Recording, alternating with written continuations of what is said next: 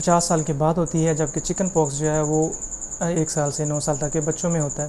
अब होता यह है कि जब बचपन में ये वायरस अटैक करता है या होता है,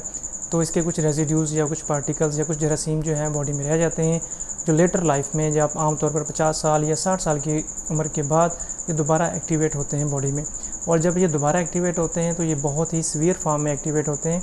आमतौर पर ये स्किन के ख़ास एक एरिया में डेवलप करते हैं,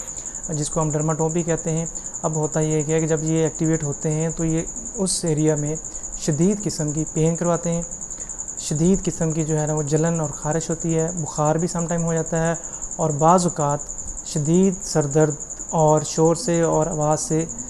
इंसान को एलर्जी होती है। अब ये बेसिकली फैलता कैसे है या होता कैसे है, तो ये हमने पहले भी डिस्कस किया है कि ये वही वायरस है जो चिकन पॉक्स करवा रहा था, यानी कि वारिसेला ज़ोस्टर वायरस। इसी के कुछ पार्टिकल्स रह